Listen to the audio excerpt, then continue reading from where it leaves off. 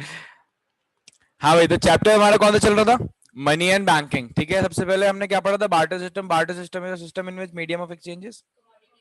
Very good, that is goods and services are exchange in terms of, हाँ, या commodity itself. ठीक है, उसके बाद कुछ उसके डिमेरिट्स थे, दैट इज वेरी गुड। दूसरा, lack of measure of value, lack of transfer of value, store of value, और लैक ऑफ डेफर्ड पेमेंट। ठीक है ना, what is money? Very good, which measures the value, stores the value and act as standard for deferred payment. उसके बाद उसके कुछ functions थे, primary और medium of exchange and measure of value, primary. ठीक है, store of value, transfer of value और deferred payment, secondary. ठीक है, कुछ कॉन्टिजेंट फंक्शन भी होते हैं बट सिलेबस में है ही नहीं, तो क्या पढ़ाने वो। ठीक है, अब बट डेफर्ड पेमेंट पे हम आ गए थे, है ना? डेफर्ड पेमेंट से लिखना है ना, लिखना स्टार्ट करो जल्दी से।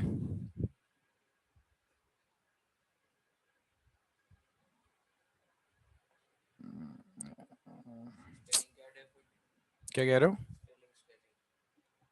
डेफर्ड की, DEFERRED, डेफर्ड, हाँ, पेमेंट। लिखो, deferred payment, deferred payment is is future payment, future payment of, future payment of current transactions,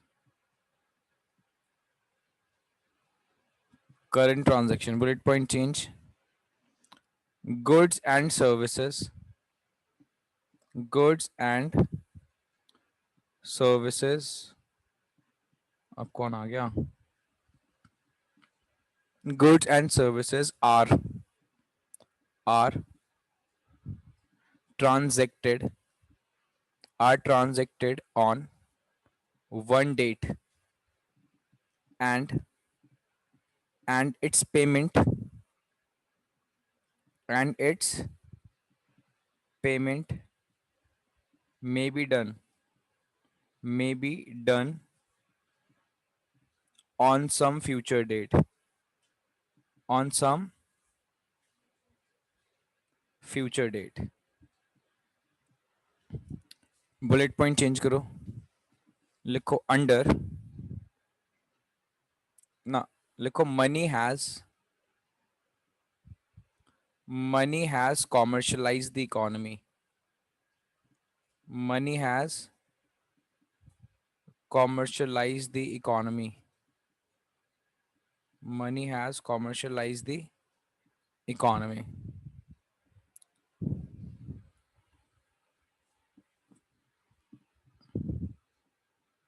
एक सेकंड रुक जाना।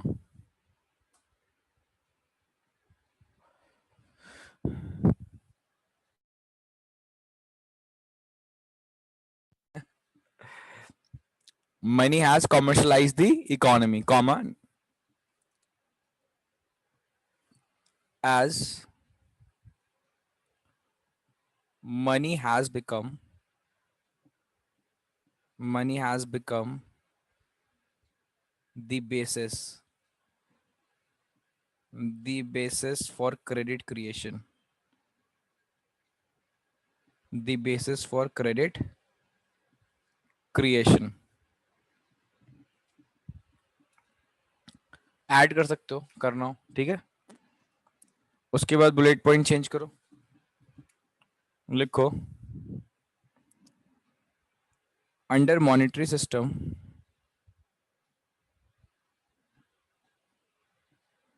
Under monetary system deferred payment, deferred payment is possible, deferred payment is possible as money is the fixed item, fixed item which may be exchanged, which may be exchanged which may be exchanged in future, which may be exchanged in future. एक point और add कर लो. Money has solved. Money has solved lack of deferred payment problem. Lack of deferred payment problem. Problem of barter system. Of barter system. As money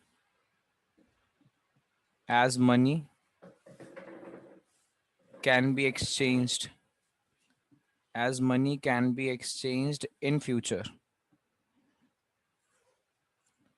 Money can be exchanged in future. Full stop. हाँ भाई, पहले तो deferred payment का मतलब होता है what you mean by deferred payment. Future payment of current transaction. ठीक है ना, जो कहाँ पॉसिबल नहीं थी, बार्टर सिस्टम के अंदर पॉसिबल नहीं थी, because under barter system there was no fixed item which may be exchange in. But under monetary system, monetary system का मतलब मनी. ठीक है ना, आज हमारे पास मनी है, तो money is a fixed item which may be exchange in future. तो मैं बोल सकता हूँ मॉनेटरी सिस्टम के अंदर क्या पॉसिबल है, डेफर्ड पेमेंट इज पॉसिबल. एक बात तो ये हो गई. एक बहुत इंपॉर्टेंट बात मैंने वर्ड लिखवाया कॉमर्शियलाइजेशन. कॉमर्शियलाइजेशन है ना, देखो लिखवा रखा है. Money has what, money has commercialise the economy. इसका मतलब क्या है, इस वर्ड का मतलब क्या है, इसका मतलब है कि बेटा आज हमारी इकोनॉमी के अंदर बिजनेस एक्टिविटीज ज्यादा होती हैं as compare to the barter system. Barter system के अंदर इतनी बिजनेस ट्रांजेक्शन्स नहीं होती थी जितनी अब होती हैं. क्यों? क्योंकि बिजनेस के अंदर 90% जो ट्रांजेक्शन्स होती हैं वो क्या होती हैं, क्रेडिट सेल और परचेज. ठीक है, और credit sale purchase barter system के अंदर पॉसिबल नहीं था. वो कहां पॉसिबल है, मॉनेटरी सिस्टम के अंदर.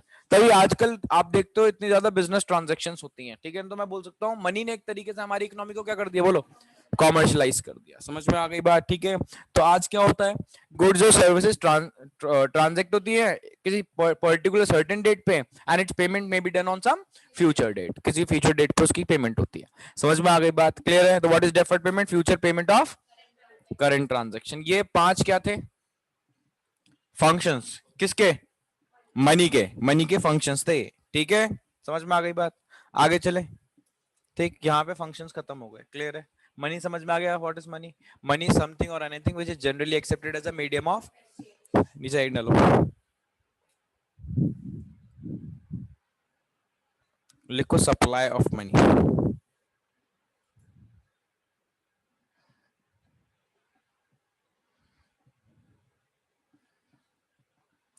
मैं एमसीक्यूज प्रिपेयर कर रहा हूँ. ठीक है, तो जो एमसीक्यूज मैं प्रिपेयर कर रहा हूँ उसका फिर असाइनमेंट दूंगा, या तो असाइनमेंट दूंगा या फिर टेस्ट दूंगा, जो भी जिस तरीके से आप बोलोगे उस तरीके से कर लेंगे.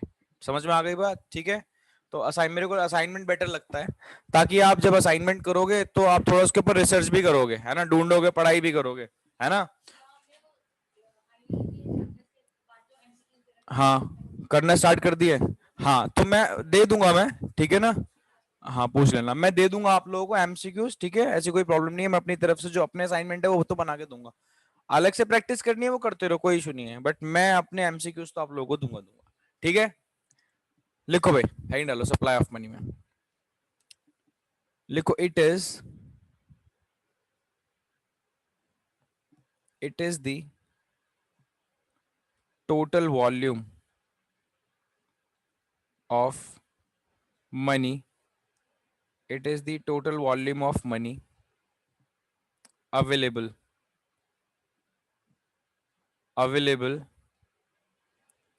in an economy. It is the total volume of money available in an economy which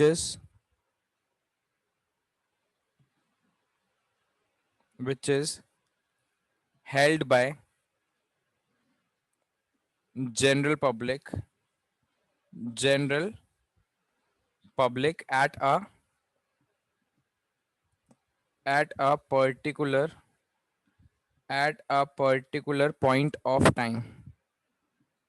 at a particular point of time.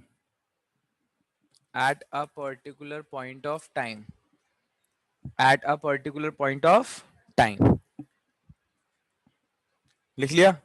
अब जरा पहले ये समझेंगे, फिर इसके बाद आगे चलेंगे, ठीक है ना? सुनना मेरी बात को ठीक से। मैं कह रहा हूँ बेटा नेक्स्ट टॉपिक है हमारा सप्लाई ऑफ मनी, ठीक है? टॉपिक क्या है? अब सप्लाई ऑफ मनी क्या होता है, ढंग से सुन लेना, ठीक है ना? मैंने बोला सप्लाई ऑफ मनी क्या है? It is the total volume of money. क्या है? Total volume of. अब मनी का मतलब तो समझाने की जरूरत नहीं है, मनी का तो मतलब सबको पता है, व्हाट इज मनी, है ना? अब सप्लाई ऑफ मनी क्या है? हमारी इकोनॉमी के अंदर जो total volume of money available है in an economy at a particular point of time which is held by the general public. यानी कहने का मतलब है हमारी कंट्री के अंदर, ये हमारा देश है, ठीक है, इसके अंदर इतने सारे लोग हैं, ठीक है, सबके पास मिला के जितना भी मनी पड़ी है उसको ऐड कर दूंगा तो मैं क्या निकल के आ जाएगी? Supply of money. यानी कहने का मतलब हमारे कंट्री के अंदर जो लोग हैं, लोगों के पास जो मनी अवेलेबल है, उनके हाथ में जो पैसा है जिससे वो क्या कर सकते हैं? पेमेंट कर सकते हैं, उसको हम क्या बोलते हैं? Supply of money. क्या बोलते हैं? तो it is the total volume of money available in an economy which is held by the general public, ठीक है ना, eight a particular point of time, ठीक है? ये क्या होता है? Supply of money. यानी हम लोगों के पास जो पैसा है, it is supply of money. अब मेरे को क्वेश्चन, मेरा पैसा जो बैंक में पड़ा है, मेरा पैसा जो सेविंग अकाउंट में बैंक में पड़ा है, क्या वो भी सप्लाई ऑफ मनी का पार्ट है? मेरा पैसा जो बैंक में पड़ा है, क्यों? क्योंकि वो भी तो आपकी, मेरा ही पैसा है, उससे मैं क्या कर सकता हूँ? पेमेंट कर सकता हूँ। मैं कह रहा हूँ अभी मान लो मैं मार्केट में जाऊं, मेरे को यूपीआई करनी है पेमेंट, है ना? ज्यादातर अब यूपीआई के थ्रू कर देते हैं लोग पेमेंट, है ना? तो मुझे बताओ क्या पेमेंट हो सकती है? नहीं हो सकती? हो सकती है ना? तो यानी वो पैसा बस मैंने वहां रख रखा है, बट मैं उसके थ्रू पेमेंट कभी भी कर सकता हूँ। तो आप ये बात ज्यादा ध्यान रखो, जिसके थ्रू आप पेमेंट कर सकते हो वो सप्लाई ऑफ मनी का पार्ट है। बट मुझे एक बात बताओ, बैंक के पास मेरा पैसा रखा है, मैंने फिक्स डिपॉजिट भी करा रखा है, बताओ क्या वो सप्लाई ऑफ मनी का पार्ट है? फिक्स डिपॉजिट क्यों? मैं उसे पेमेंट, अब ऐसे थोड़ी होगा मैं मार्केट में सामान खरीदने जा रहा हूँ और एफडी तोड़वाऊं पहले फिर पेमेंट करूं, ऐसा तो नहीं होगा। तो उसके थ्रू मैं पेमेंट नहीं कर सकता। समझ रहे हो मेरी बात?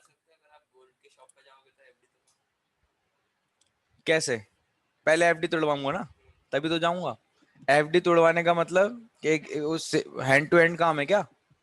मैं कह रहा हूँ इमीडिएटली मैं पेमेंट कर सकता हूँ जिस चीज से, वो क्या है? Supply of money, instant payment. समझ रहे हो मेरी बात को? तो बताओ it is the total volume of available in an which is held by the eight a particular point of time. Very good, ठीक है, क्लियर? नीचे साइड डालो, लिखो forms,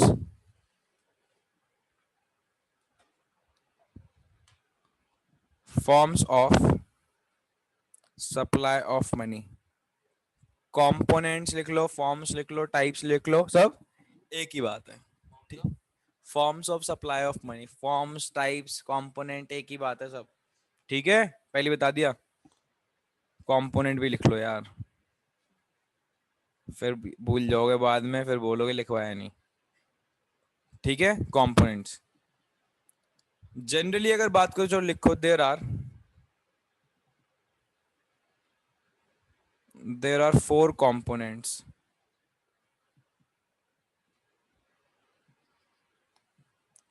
of supply of money, comma, that is M1, M2, M3 and M4।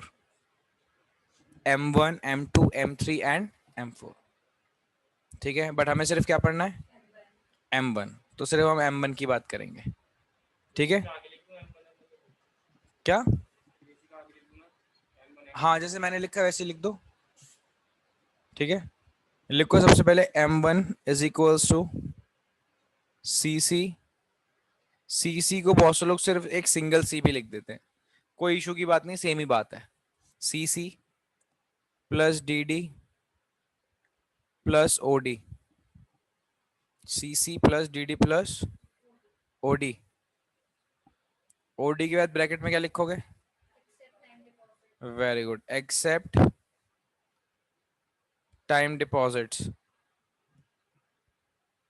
Accept time deposits,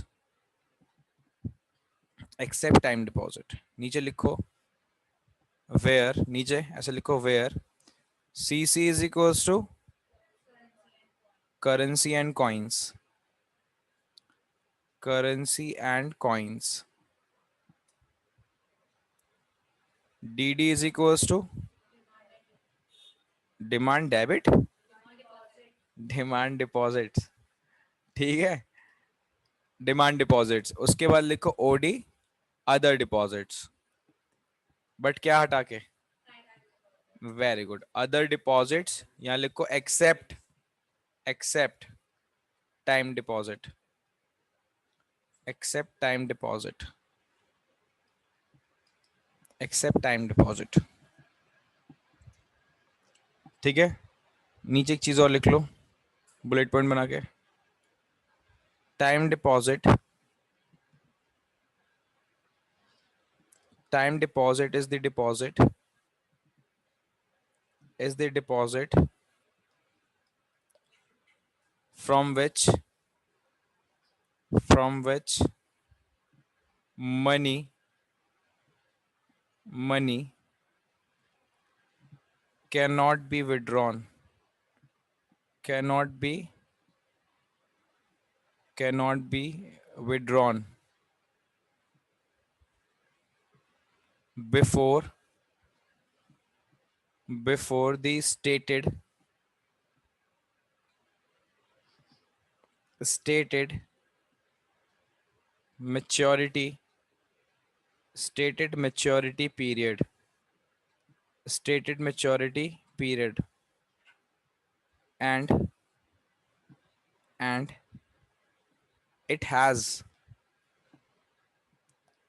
and it has maximum rate of interest, maximum rate of interest, ठीक है। ये चाहे बात नोट डाल के लिख लेना नीचे, टाइम डिपॉजिट का मतलब, ठीक है। सुनो भाई क्या चल रहा है अभी, कंपोनेंट्स, किसके कंपोनेंट्स हैं, सप्लाई ऑफ मनी के, ठीक है। अलग अलग टाइप के कंपोनेंट्स होते हैं, जरा ढंग से सुनना क्या मतलब इस बात का। बेटा आरबीआई जो है, RBI reserve bank of India, central bank, अभी पढ़ाऊंगा आगे बैंकिंग के अंदर, वो क्या करती है हमारे कंट्री के अंदर, इकोनॉमी के अंदर सप्लाई ऑफ मनी जो आपने पढ़ा है ना ऊपर, इसको कंट्रोल करती है, इंक्रीज डिक्रीज करती रहती है। अब आरबीआई हमारे इकोनॉमी के अंदर मेजर करती है सप्लाई ऑफ मनी को चार फॉर्म में, M1, M2, M3 और M4। जो आपको M1 ही पढ़ना तो M1 ही बताऊंगा मैं। तो आरबीआई बोलती है हमारी इकोनॉमी के अंदर, अभी इसके अंदर एक पॉइंट और लिखवाऊंगा मैं, वो भी लिख लेना, हमारी इकोनॉमी के अंदर जो most liquid form of supply of money है, most liquid form, liquid form का मतलब इक्विवेलेंट टू कैश, जिससे मैं एकदम से पेमेंट कर सकता हूं, ठीक है, जिसके जो इक्विवेलेंट टू कैश है, जिसको मैं बिल्कुल किसके इक्वल मानूंगा, कैश के इक्वल, ठीक है, सबसे liquid form of supply of money, वो M1 है। कौन है वो, M1। अब इसके अंदर क्या क्या आता है, इसके अंदर तीन चीजें आती हैं, क्या कितनी, तीन चीजें, that is CC plus DD plus OD, दोबारा बोलो, CC plus DD plus OD. What is CC, CC is currency and coins. अब करेंसी क्या होते हैं, हाँ नोट्स को हम क्या बोलते हैं बताओ भाई, करेंसी, ठीक है, जो पेपर के होते हैं। वेरस कॉइन्स क्या होते हैं पता है हमें, सिक्कों को हम क्या बोलते हैं, कॉइन्स। तो करेंसी और कॉइन्स दोनों आ गए, वो सीसी हो गया, करेंसी एंड कॉइन्स। उसके बाद क्या आता है हमारा, demand deposits. Now what is demand deposit, very good, वो डिपॉजिट हमारा जो किसके पास पड़ा है, बैंक के पास, बट ऑन डिमांड हम वहां से क्या कर सकते हैं, विड्रॉ कर सकते हैं, उसको हम क्या बोलते हैं, डिमांड डिपॉजिट। क्या इसके थ्रू भी पेमेंट हो सकती है, हाँ। और कुछ है हमारा क्या, अदर डिपॉजिट, क्या क्या है हमारा, अदर डिपॉजिट, ठीक है ना। अब अदर डिपॉजिट की अगर मैं बात करूं तो मेनली देखा जाए अदर डिपॉजिट ये भी बैंक के पास होता है, बट मेजरली बैंक वो सेंट्रल बैंक होती है आरबीआई के पास, ठीक है ना। वो भी हमारा कुछ डिपॉजिट किसके पास पड़ा होता है, आरबीआई के पास, वो डायरेक्टली हम नहीं रखवाते, कौन रखवाता है, कॉमर्शियल बैंक, बट वो भी विड्रॉएबल होता है, समझ में आ गई बात। बट सिर्फ कौन सा डिपॉजिट छोड़ के, ये सारे डिपॉजिट लेने जिसके थ्रू पेमेंट कर सकते हो, बट एक डिपॉजिट छोड़ना है, बताओ कौन सा, एफडी, फिक्स डिपॉजिट, जिसको हम क्या बोलते हैं, एफडी नहीं बोलते, जिसको हम टाइम डिपॉजिट बोलते हैं, क्या बोलते हैं। अभी मैंने ये भी बताया कि टाइम डिपॉजिट को हम क्यों इंक्लूड नहीं कर रहे, क्योंकि उसके थ्रू पेमेंट हम नहीं कर सकते ना। व्हाट इज टाइम डिपॉजिट, देखो मैंने नीचे नोट में लिखवा रखा है, टाइम डिपॉजिट होता क्या है। टाइम डिपॉजिट बेटा वो डिपॉजिट है जहां से हम पैसा विड्रॉ नहीं कर सकते before before the stated maturity period. अब मान लो उसका आपने 5 साल की एफडी ली तो उसका मेच्योरिटी पीरियड कितना है, 5 साल। तो आप 5 साल से पहले पैसा नहीं निकाल, अच्छा कुछ कंडीशन भी होती है, निकाल भी सकते हो, ऐसी कोई प्रॉब्लम नहीं है ना। इंटरेस्ट नहीं मिलेगा। अगर आपने 5 साल से पहले विड्रॉ कर लिया तो जितना आपका इंटरेस्ट एक्रू हो रहा था वहां पे, जितना भी जनरेट हुआ था, वो बैंक उसको फोरफीट कर लेगी। समझ रहे हो मेरी बात को, वो आपको नहीं मिलेगा। ठीक, तो ऐसी कुछ पेनल्टीज वगैरह होती हैं, तो इसलिए लोग विड्रॉ नहीं करते। ठीक है, आ रहा हूँ ओडी पे, ठीक है ना, दोबारा आ रहा हूँ, ठीक है ना। मैं कह रहा हूँ बट एफडी पे एक बहुत बड़ा फायदा है। क्या फायदा है? कि उसमें मैक्सिमम रेट ऑफ इंटरेस्ट मिलता है। क्या मिलता है? अब आप बोलोगे सर मैक्सिमम का मतलब क्या? जैसे फॉर एग्जांपल अगर आप सेविंग अकाउंट खुलवाने जाते हो, आपका जो सेविंग डिपॉजिट है उस पर आपको कितना इंटरेस्ट मिलेगा? 2%, 3%। इस पे आपको 6 से 7 7% तक का इंटरेस्ट मिल जाता है एफडी के ऊपर। तो हम बोलते हैं कि एफडी पे क्या मिलता है? Maximum rate of interest. इतनी बात समझ में आ गई? दोबारा सुनो, M1 क्या है? M1 is CC plus DD plus OD. CC currency and coins, DD demand deposit, on demand हम पैसा विड्रॉ कर सकते हैं। ओडी मतलब अदर डिपॉजिट, वो डिपॉजिट जो हमारा किसके पास पड़ा हुआ है? सेंट्रल बैंक के पास, आरबीआई के पास। कैसे पड़ा हुआ है? ये बात तुम्हें समझ में आएगी जब मैं बैंकिंग कराऊंगा आगे, ठीक है ना, पूरा डिटेल में समझाऊंगा, बट फिर भी थोड़ा सुन लो। हम क्या करते हैं? पैसा रखवाते हैं किसके पास? कॉमर्शियल बैंक के पास। कॉमर्शियल बैंक मतलब पंजाब नेशनल बैंक, ये सारे जो बैंक हैं, है ना। ये क्या करती है? उस पैसे को, ठीक है ना, मैंने आपको पढ़ा है, एज अ CRR किसके पास रखवा देती है? आरबीआई के पास। तो वो जो अमाउंट वहां पे गया है, जो विड्रॉएबल है, वो किसके अंदर आ जाता है? M1 के अंदर। ठीक है, इतना समझ लो, अभी आगे तुम्हें सारे डिटेल में समझ में आ जाएगा।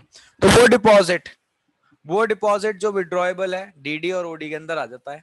ठीक है, और इनसे हम पेमेंट कर सकते हैं, और अगर पेमेंट कर सकते हैं then it is a part of supply of money और M1, I can say M1। ठीक है ना। What is FD? What is time deposit? It is a deposit from which money can not be withdrawn before the stated maturity period. अच्छा, एक bullet point बना के और चीज लिख लो। M1 is the most liquid form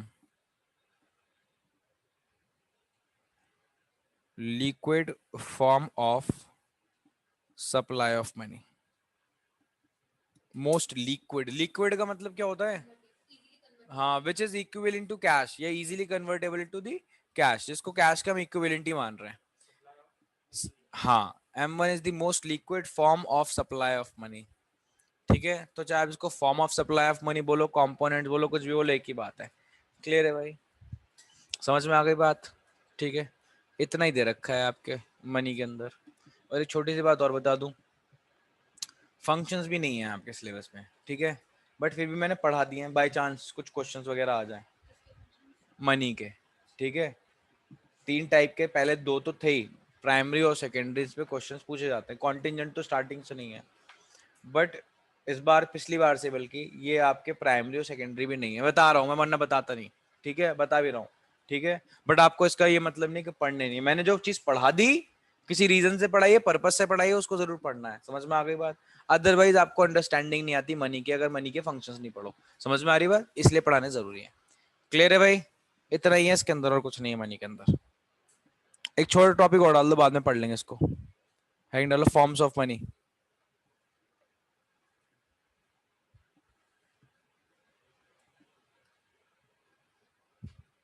forms of money, ये भी नहीं है बट कराऊंगा जरूर, पहली बता रहा हूँ। ठीक है, एक पेज छोड़ देना बस इसके लिए। ठीक है, चलो मेन बात पे आ जाओ। मनी एंड बैंकिंग में जहां से क्वेश्चंस पूछे जाएंगे वो पोर्शन बैंकिंग है। क्या है वो? बैंकिंग। पहली बता रहा हूँ, मनी एंड बैंकिंग में जहां से क्वेश्चंस आएंगे वो ज्यादातर क्या है हमारा? बैंकिंग। चलो भैया डालो बैंकिंग। क्या? हाँ, एक पेज छोड़ दो। हाँ भाई, पूरा बैंकिंग सिस्टम जो आज हम पढ़ने जा रहे हैं कितने पार्ट में डिवाइडेड है? 2 पार्ट में। लिखो भाई, पहले लिखो यहाँ पे commercial bank,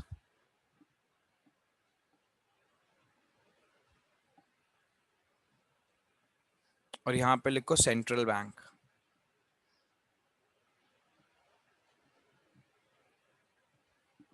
central bank, commercial bank और सेंट्रल बैंक। ठीक है ना। सबसे पहले हम पढ़ेंगे कॉमर्शियल बैंक। लिखो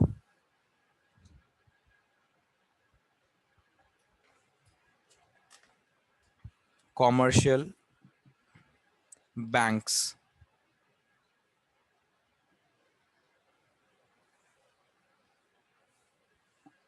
लिखो.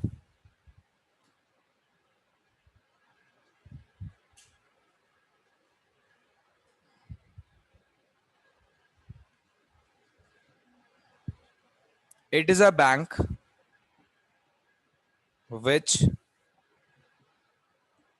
accepts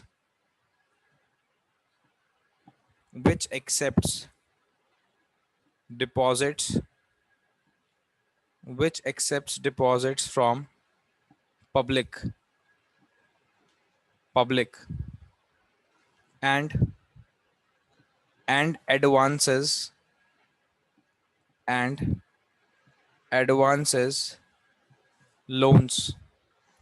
advances loans for profit and investment motive. For profit and investment motive. ठीक है. For example, PNB, comma SBI, comma. हमारी कंट्री का सबसे बड़ा बैंक कौन सा है? बड़ा कमर्शियल की बात कर रहा हूँ. नहीं, स्टेट बैंक नहीं है. बोलो कौन सा सबसे बड़ा bank in terms of market capitalization? सबसे बड़ा बैंक कौन सा है? नहीं, HDFC. बोला था तुमने? HDFC तो बोला था. कब बोल देते, पता ही नहीं चलता यार मुझे. सर HDFC बोला तो. In terms of market capitalization हमारी कंट्री का जो सबसे बड़ा कॉमर्शियल बैंक है दैट इज HDFC. ये तो कहीं टिकते ही नहीं है, उसके सामने दिखते भी नहीं है. इन जैसे 100 भी मिलाओ तो भी एक बैंक नहीं बनेगा वो. इतना बड़ा बैंक है HDFC, इतना बड़ा. उनके सर मिनिमम अकाउंट में 20,000 होने चाहिए. हाँ, मिनिमम बैलेंस उसका 20,000 होना चाहिए. बट 10 वो डिपेंड भी करता है. अरे 10, अरे यार मुझे बताओ. 10,000 भी है. ठीक है. अच्छा, HDFC की फुल फॉर्म क्या है? Housing development finance corporation. ठीक है. सबसे बड़ा बैंक है. कॉमा ICICI, उसके बाद ICICI आता है, उसके बाद एक्सेस आता है. ठीक है, एटसेट्रा, बहुत सारे हैं. ठीक है, सुनो मेरी बात. अब नाम तो आपको समझ में आ गया. आपको ये जो बैंक्स दिखते हैं नॉर्मल, PNB, ICICI, HDFC, हम इनको क्या बोलते हैं? कौन से बैंक हैं? Commercial bank. क्या ये कॉमर्शियल? बट ये कॉमर्शियल बैंक क्यों और ये क्या काम करते हैं? ठीक है ना. पहली बात ढंग से सुनना. जो बैंक जनरल पब्लिक से डील करता है, किससे? हम लोग क्या जनरल पब्लिक है. तो हमारे पास जो पैसा है, हमें डिपॉजिट कराना है, हम इनके पास जाएंगे. हमें लोन लेना है, हम इनके पास जाएंगे. तो यानी मेन काम है जो हमसे डील करता है ना, उनको हम कॉमर्शियल बैंक बोलते हैं. अब ये क्या काम करते हैं? इनके मेन काम क्या है? मेन वैसे 2 काम है. ढंग से सुनना, 2 काम मेन है इनके बिल्कुल ही. That is accepting deposit and advancing loans. क्या? हमसे डिपॉजिट्स क्या करते हैं? एक्सेप्ट करते हैं. और जब हमें जरूरत पड़ती है तो हमें लोन भी. तो these are the banks which accept deposit from public and advances loans for profit and. और ऐसा काम ये क्यों करते हैं? ताकि इनको उससे प्रॉफिट हो और इन्वेस्टमेंट पर्पस के लिए करते हैं. वो आप सोचोगे सर इनसे इनको क्या फायदा हो रहा है, क्या प्रॉफिट हो रहा है? तो बस एक चीज समझाऊंगा, सामने देखते रहना. सब एक डायग्राम है, वही फॉलो करूंगा एंड तक, उसी को पूरे सीक्वेंस में देखना. देखो यहाँ तो हमारी जनरल पब्लिक है स्टार्टिंग में. ये कौन है? General public. यहाँ पे हमारे कॉमर्शियल बैंक्स आ गए. ठीक है, फॉर एग्जाम्पल कौन सा बैंक है ये? PNB. और यहाँ पे ये कौन है? ये हमारा RBI. कौन है? RBI, that is central bank. ठीक है, RBI. अब जरा ढंग से सुनना बात को. हम लोग किसके पास जाते हैं? RBI के पास जाते हैं क्या? हम लोग किसके पास जाते हैं? कॉमर्शियल बैंक के पास, दैट इज PNB के पास. तो अगर मेरे को अपना पैसा रखवाना है, पैसा रखवाने का मतलब सेव करना है मेरे को पैसा, तो किसके पास जाऊंगा? कॉमर्शियल बैंक के पास, PNB के पास. अच्छा, मेरे को किसी टाइम लोन की जरूरत पड़ी तो भी मैं किस पे जाऊंगा? कॉमर्शियल बैंक के पास. तो मेरा deposit as a saving accept करता है और मेरे को लोन भी देता है. बट इनका फायदा क्या हो रहा है? प्रॉफिट क्या हो रहा है वो देखो. जो मैं पैसा इनके पास सेव करा रहा हूँ, मेरे को उस पर इंटरेस्ट कितने का देंगे? लगभग 2% या 3% का, है ना, लगभग। ठीक है। अच्छा, जो मेरे को लोन दिया है, उस लोन पे इंटरेस्ट मेरे से लेंगे कितना? ये 10%। हाउसिंग पे 10% लगभग, हाउस लोन। मुझे बताओ इनके पास कितना बच गया? 7%। हाँ 7% ऑन एन एवरेज कितना बच गया? 7%। तो फायदा तो है ही इनका, है ना? अच्छा खासा फायदा हो रहा है इनका। ठीक। चलो आपको एक वो देता हूँ, होमवर्क देता हूँ। HDFC बैंक का अभी Q1 का रिजल्ट आया, क्वार्टरली निकालते हैं रिजल्ट। ठीक है। Q1 का रिजल्ट आया है इनका। ठीक है। उसके अंदर आपको ये इनकम देख के लानी है, ये वाली। देखो इधर आओ, net net interest income, net margin income भी बोलते हैं उसको। देखो इधर आओ। जैसे मैं बता रहा हूँ, ये 7% है, ये 7% है ना? इस margin income, margin interest income से इनका कितनी इनकम हुई है टोटल HDFC बैंक की? मतलब हम हमें जो इंटरेस्ट दे रहे हैं, हमें, हाँ, जो बीच में वो खा रहे हैं, वही वाली बात। तो बीच में जो इन्होंने इंटरेस्ट खाया है, उससे इनकी कितनी इनकम हुई है? ठीक है। छोटा सा होमवर्क है, ये बात ध्यान रखना। क्या? हाँ ठीक है, देख लेना। हाँ भाई, तो अब बात समझ में आ गई? ठीक है। बट आप ये मत सोचना सिर्फ सारा पैसा यहीं से कमा रहे हैं तो इनका प्रॉफिट हो गया। क्या हो गया इनका?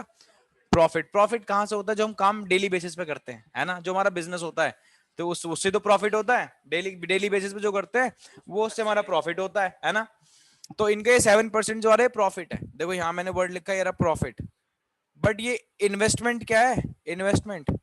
अब इनके पास जो इतना पैसा रखा हुआ है, तो आपको क्या लगता है ऐसे कैश में रखे रहते हैं अपने पास? नहीं, ऐसे तो गाजीपुर में वो देखा है कितना बड़ा वो पहाड़ सा बना हुआ है, उतना बड़ा पैसों का पहाड़ हो जाता है इनके पास। तो क्या करते हैं फिर ये मार्केट में इन्वेस्ट। जैसे उसको लोन भी दिया है, सारा लोन नहीं देते, ठीक है, ये स्टॉक मार्केट के अंदर या कहीं एसेट परचेज करके रखते हैं, और वहां से जो वैल्यू क्या होती है, एप्रिशिएट होती है, और रिटर्न आते हैं, उनका इसको भी फायदा होता है। समझ में आ गई बात? तो यानी इन्वेस्टमेंट भी करते हैं। क्या करते हैं? इन्वेस्टमेंट। प्रॉफिट तो अर्न कर रहे हैं, किससे प्रॉफिट अर्न कर रहे हैं? जो इंटरेस्ट का जो क्या है डिफरेंस, ठीक है, और ऊपर से वो पैसा कहीं ये और दूसरी जगह इन्वेस्ट करके भी रखते हैं। ठीक है, समझ में आ गई बात? ये लोन दे रहे हैं, ये भी इन्वेस्टमेंट है। बट सारा लोन से इन्वेस्टमेंट नहीं होता, ये और भी जगह इन्वेस्ट करके रखते हैं, अलग डिफरेंट एसेट क्लासेस के अंदर इन्वेस्ट करके रखते हैं। That is the investment. तो कॉमर्शियल बैंक क्या कर रहा है? These are the bank which accept deposit from public and advances loans for profit and investment motive. समझ में आ गई बात? क्लियर है भाई? ठीक। हैंग डालो नीचे, फंक्शंस।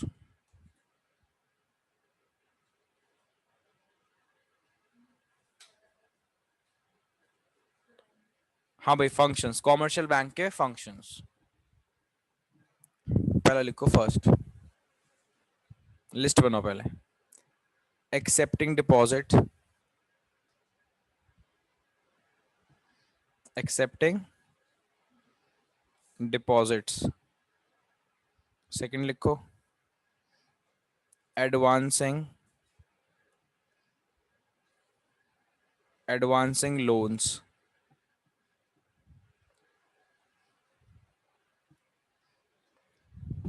ठीक है। उसके बाद लिखो ओवरड्राफ्टिंग।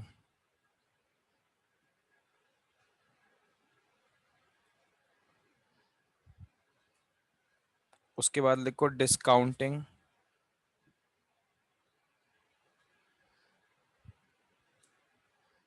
Of bills of exchange.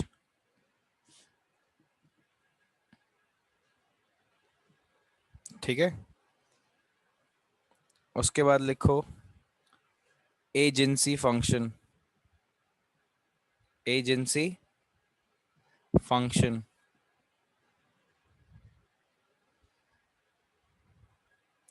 उसके बाद लिखो general utility function, general utility function.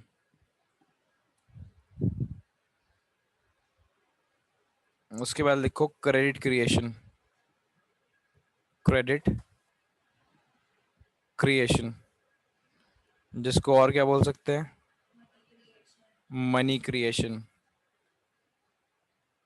और क्या बोल सकते हैं, मनी मल्टीप्लायर, मनी मल्टीप्लायर, ठीक है। मनी मल्टीप्लायर, ये 7 फंक्शंस हैं। किसके फंक्शन है ये? जिसमें से हमें पढ़ना कौन सा है सिर्फ? हाँ, लास्ट वाला, ठीक है। That is credit creation, money creation या मनी मल्टीप्लायर। ऊपर वाले हमें पढ़ने नहीं है, बट फिर भी मैं पढ़ाऊंगा, लिखवाऊंगा नहीं, ठीक है। अंडरस्टैंडिंग दूंगा, उसके बारे में लिखवाऊंगा नहीं। समझ में आ गई बात? क्लियर है? ठीक। तो आज की क्लास बस यहीं तक रखते हैं। हाँ भाई, तो टॉपिक क्या चल रहा है हमारा? Money and banking. और बैंकिंग हमने क्या कर दिया इसके अंदर स्टार्ट। बैंकिंग भी 2 पार्ट में डिवाइडेड है, दैट इज कॉमर्शियल बैंक और central bank. Commercial bank is a bank which accept deposit from public, general public in advances, loans for profit and investment motive. उसके बाद क्या उसके कुछ फंक्शंस हैं, फंक्शन से स्टार्ट करूंगा नेक्स्ट क्लास के अंदर। समझ में आ गई बात? चलो भाई, दैट्स ऑल फॉर टुडे।